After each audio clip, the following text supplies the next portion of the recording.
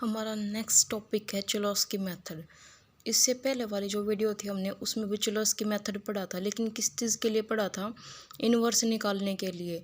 अब हम क्या किस लिए पढ़ेंगे इसको?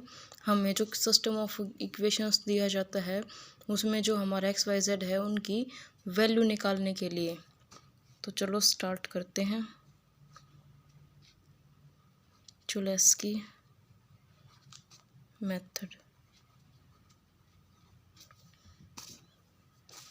एक बार ये लिख लेते हैं हम इक्वेशन जो हमें दे रखी हैं। x plus Y plus Z equal to 5 दे रखा है। x plus 2y plus 2z equal to 6 दे रखा है। x plus 2y plus 3z 8 दे रखा। बुक को कर देते हैं साइड और इस पे करते हैं फोकस। अब हमें क्या करना है, इसमें से मैट्रिक्स बनानी है। हमारी जो मैट्रिक्स ए है वो क्या बनेगी? 1 1 1 1 2 2 1 2 3। ये क्या कर दिया मैंने? चलो कोई नहीं। अब ठीक है, 1 1 1 1 2 2 1 2 3 1 2 3। अब अगला क्या बनाना है? एक्स में क्या क्या होते हैं हमारे एलिमेंट? एक्स वाई जेड, जिनके में वैल्यू निकालनी होती है। और जो हमारा बी है वो क्या होता है? जो हमें राइट साइड में जो दिए जाते हैं एलिमेंट वो 5 6 8। ठीक है, अब हमें क्या करना है आगे? क्या लिखते हैं हम? ए इज इक्वल टू एल और एल का ट्रांसपोज, यही लिखते हैं। ए क्या दे रखा है हमें? लिखो ए मैट्रिक्स में क्या क्या एलिमेंट है? 1 1 1 1 2 2 1 2 3। और जो आपके इस साइड है एल और एल का ट्रांसपोज है। जो एल है पहले तो वो लिखेंगे L1 1 L2 1 L3 1 L2 2 L3 3 L3 2। और बाकी के आपके क्या होंगे? 0 होंगे। इसका अगर ट्रांसपोज निकालोगे तो क्या बनेगा? आपका L1 1, ये जो 0 0 है ये यहाँ पे आ जाएंगे 0 0। L2 1 L2 2 और ये आपका जो ये वाला 0 है ये यहाँ पे आ जाएगा। L3 1 L3 2 L3 3। ठीक है, ये बन गया। अब मल्टीप्लाई करो। मल्टीप्लाई करने के बाद ये वाली जो चीज़ आपकी क्या बन जाएगी? ये आपकी बन जाएगी L11 का स्क्वायर। और सेकंड वाला क्या बनेगा? L21 L11। उसके बाद क्या बनेगा? L31 L11। ठीक है, यहाँ पे आपका क्या बनेगा? L11 L21। ये वाला L21 का स्क्वायर L22 का स्क्वायर। और ये वाला क्या बनेगा? L31 L21 plus L32 L22। और ये वाला क्या बनेगा? ये आपका बनेगा L11 L31 और ये L21 L31 plus L22 L32। और ये वाला क्या बनेगा? L31 का स्क्वायर L32 का स्क्वायर L33 का स्क्वायर। ये आपकी मैट्रिक्स बन गई। और इस साइड आपके क्या हैं? 1 1 1 1 2 2 1 2 3। अब कंपेयर करेंगे। सबसे पहले क्या कंपेयर करेंगे? अब हम जो आपकी फर्स्ट रो है इस फर्स्ट रो को इस फर्स्ट रो के साथ कंपेयर करेंगे। तो हमारा फर्स्ट स्टेप क्या है? कंपेयरिंग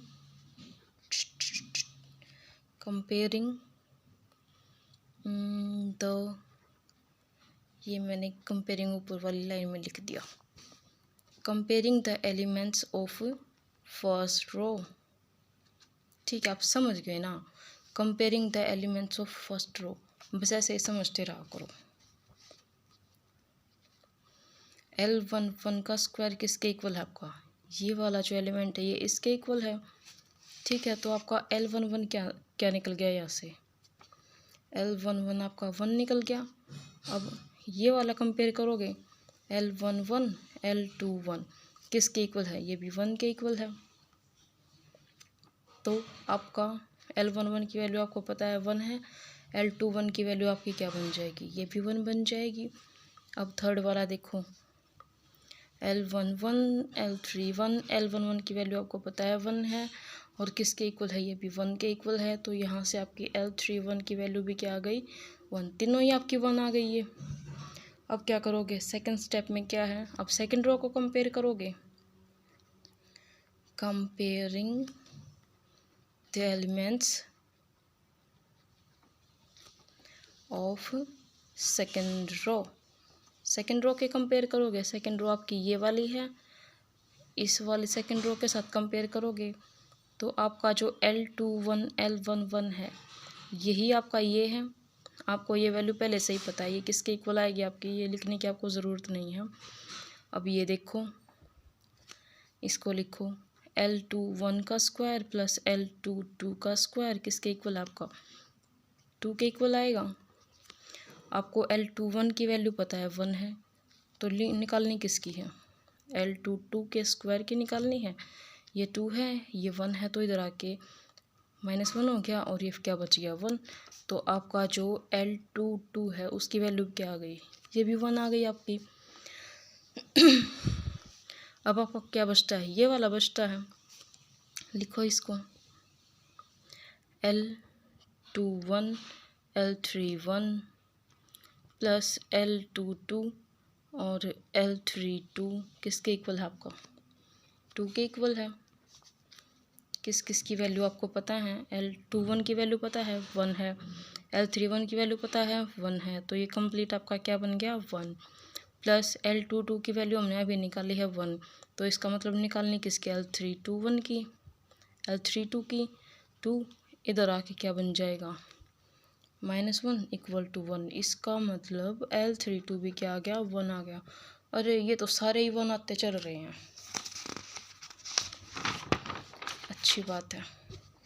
अब हमने 2 रो तो कंपेयर कर ली, अब हम क्या करेंगे, थर्ड रो को कंपेयर करेंगे। थर्ड स्टेप हमारा क्या होगा, comparing the elements of third row. Third row के जब एलिमेंट्स को कंपेयर करेंगे तो आपकी जो ये वाली रो है इसको इस वाली थर्ड रो के साथ कंपेयर करेंगे। ये देखो L31 L11 यही है, ये वैल्यू हमारे पास पहले से ही है। अब ये देखो क्या है आपका L31 L21 L31 L21 L22 L32 L22 L32, हमारे पास ये भी वैल्यू है, हमारे पास ये वैल्यू भी है, ये भी है, सिर्फ ये निकालनी है। तो इसको लिखो, अब क्या है आपकी ये L31 का स्क्वायर L32 का स्क्वायर प्लस L33 का स्क्वायर किसके इक्वल है, 3 के इक्वल है, इक्वल टू 3 है। हमें L31 की वैल्यू पता है, ये रही 1 है। L32 की वैल्यू क्या है हमारी, ये भी 1 है, हमारी ये वैल्यू भी 1 है, ये वैल्यू भी 1 है। 1 + 1 आपका 2 हो गया।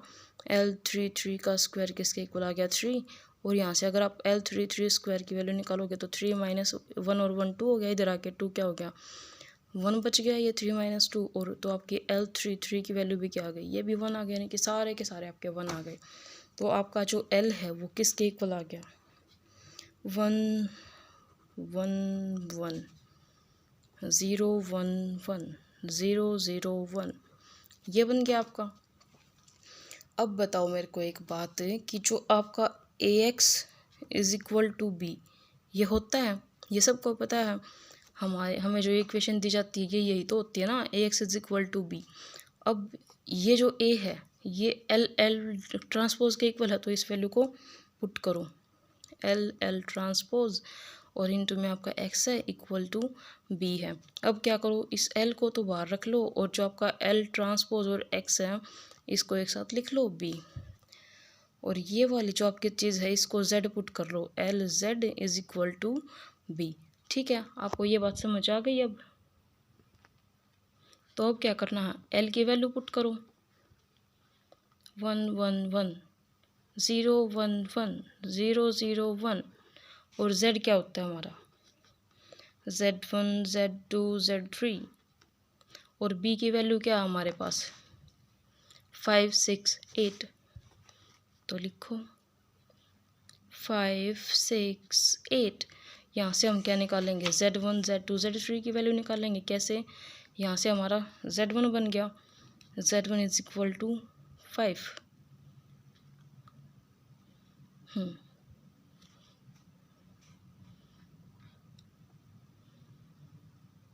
ठीक है, और अब यहाँ से देखो z1 plus z2 equal to किसके आ गया, 6 के। z1 plus z2 plus z3 is equal to 8।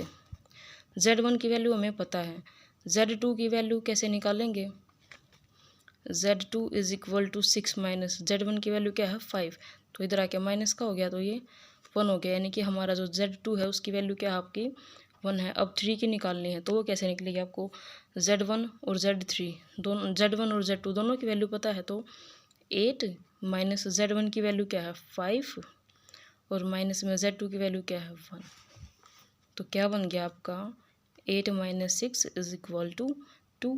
तो इसका मतलब जो आपकी z की वैल्यू बनी है, ये z1 z2 z3 है, ये आपका किसके इक्वल है, किसके इक्वल, आपका z है जो वो है 5 1 2। ठीक है, और देखो यहाँ पे क्या था, एल ट्रांसपोज एक्स है जो ये किसके इक्वल था, आपका z के इक्वल था। तो अब क्या लिखोगे, जो आपका एल ट्रांसपोज है वो क्या है, अगर आप इसका ट्रांसपोज निकालोगे तो कैसे निकलेगा, 1 0 0 1 1 0 1 1 1, ये आपका एल जो एल ट्रांसपोज है वो हो गया, और साथ में x is equal to Z, ये चीज़ आपको पता होती है। यहाँ से आप x y z की वैल्यू निकालोगे, ये जो आपका x है किसके इक्वल होता है, x y z, और इधर आपका क्या है z की ये वैल्यू आपकी आई है 5 1 2। अब यहाँ से आपको निकालना है, कैसे निकलेगा, x plus Y plus Z, ये और ये x, ये और ये y, ये और ये z, यानी कि x plus Y plus z is equal to आपका क्या है 5 है, और y प्लस जेड आपका 1 है, और z आपका 2 है। तो z की वैल्यू यहाँ पे पुट कर दोगे, यानी कि z की वैल्यू तो आपको पता चल गई आपकी 2 है। अब y की निकालो, तो y कैसे निकलेगा, 1 माइनस जेड, और 1 माइनस जेड की वैल्यू क्या है 2, तो आपके y की वैल्यू क्या आ गई, -1 आ गई। ये -1 किसकी वैल्यू आ गई, आपकी y की आ गई। अब निकालने हैं x plus Y plus Z equal to 5। आपको y की वैल्यू पता है, z की पता है, तो कैसे निकलेगी, 5 माइनस y की वैल्यू क्या है -1, तो ये +1 हो जाएगा। और ये तो आपकी किसकी वैल्यू थी, y की, और z की वैल्यू क्या है आपकी 2 है, तो इस साइड आके आपकी माइनस की हो जाएगी, 6 माइनस 2 इज इक्वल टू 4। आपके 6 x की वैल्यू आ गई 4, y की आ गई -1, और z की आ गई 5। यही आपको निकालना था। ठीक है, ये आपका चिल्लर्स की मेथड था। बस अब आपके तकरीबन सारे मेथड जो सिंपल हैं ये सारे के सारे कंप्लीट हो गए हैं। इसके अलावा जो आपके बाकी मेथड बचते, बाइसेक्शन मेथड तो मैंने करवा दिया था, कल कर लेंगे हम रेगुलर फॉल से मेथड। ठीक है, आज के लिए सिर्फ इतना ही। Bye bye, good night, thank you.